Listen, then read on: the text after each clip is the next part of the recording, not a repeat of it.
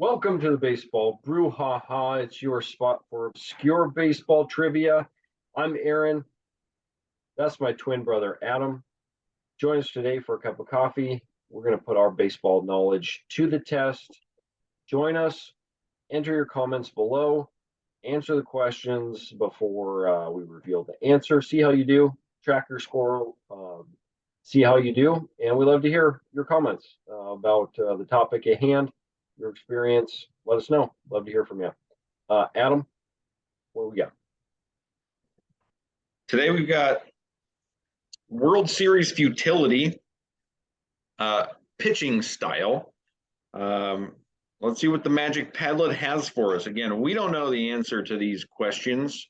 We read them, we talk about them, and then we read the question. Flip over the Padlet. Here we go. Our question today is, which pitcher of these four that I'm going to name have the most World Series losses? Okay, so we've got Justin Verlander, George Frazier, Jeurys Familia, and Matt Harvey.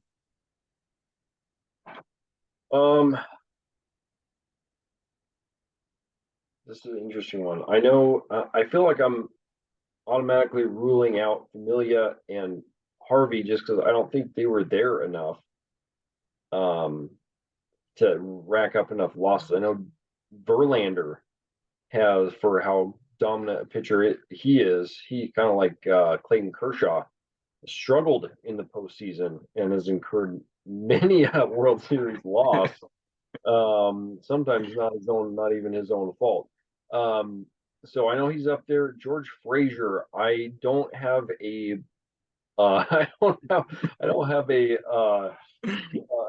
historical context for Mr. George Frazier. I was thinking back, I mean, if he's an old timey, even some of the most prolific World Series pitchers took a lot of losses because they pitched 3 or 4 games in a 7-game series. Not 2. So, because I know Verlander's done it a lot, been on the bad end, I'm going Verlander here. What do you think? I'm with you on Verlander here. And actually, I remember listening to the broadcast for the World Series this past year, pitching for the Astros against the Phillies. And there was a big to-do made about how he hadn't won any World Series games, and then he finally won one this year. Yeah, right. And so he got off the schneid. Off the schneid. So what I didn't recall is exactly how many losses that was, but it was certainly significant enough that the announcers were talking about it over and over and over and over again throughout the World Series. So I'm also going Justin Verlander. Yeah, I was gonna say I think it's at least 5, maybe 6, maybe 7. But it's a fairly sizable amount considering that. I mean, a number one pitcher might get 3 starts in a World Series in today's game, but most probably 1 or 2. So he's been to a World Series and had some tough luck. So you're going to Verlander as well. What does the Magic Padlet give to us? Magic Padlet gives us what we hope for. It is Justin Verlander with six career World Series losses, an overall record of 1-6. And his 1 win coming just this past year against the Phillies. Yeah. And George Frazier coming in second with 3 World Series losses. He had a 3-3 record. Familia and Harvey both had no World Series record, 0-0. Yeah, that's what I thought. I thought they just weren't there enough, for them to be in the mix there. So that makes a lot of sense. So I was trying to think about, I don't know, World Series futility or just pitching futility in general. Is there anything that, when you think about piling up a bunch of losses that comes to mind? Well, I was just now thinking about like playoffs futility and something that we experienced in our high school career. I remember when we were sophomores, we had a good team, scored a lot of runs. We made it to the playoffs. We were hosting a playoff game in which we lost 18-11. And here's the futility piece of it, because it wasn't so much the pitching, it was the defense. We scored 11 runs, also made 11 errors on defense that game. Yes, and I just wanted to be known that I tied for the game high with 3 all by myself. I had 2 by myself as well.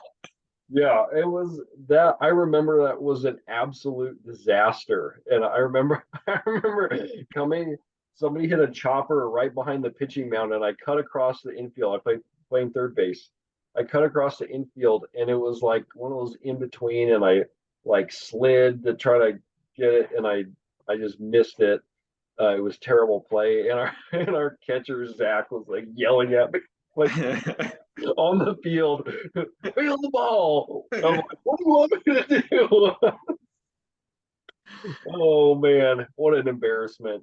Embarrassment. So yeah, we went 17-3 during the regular season, and the team that ended up winning the state championship that year was in our league, and they beat us 2 out of 3, but we beat them one. We played them close, and 17-3, just one blow up game. I mean, and there it goes. I mean, that's kind of like the thing with sports is even in Major League Baseball or which does make me glad that they did away with the 1 game playoff. They added an extra wild card team, and now it's a 3 game playoff because gosh, you play one bad game or you make one bad play and that's your season. That's tough. Yeah. Yeah, if only we had a 3 game playoff. I think we could have got it. I mean, our team batting average that year was 420 for the season. How much of that was 420 team? I just want to know how much of that was on the back of we talked about this before.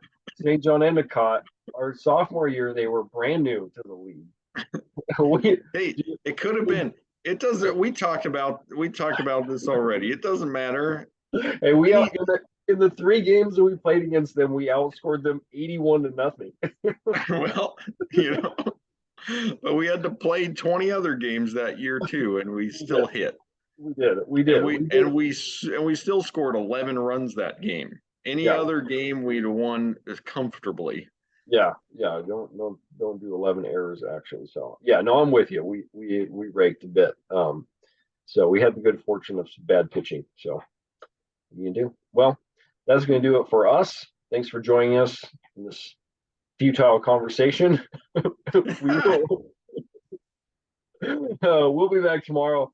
Join us, subscribe, and look forward to hearing from you in the comments. Till then, we'll see you tomorrow.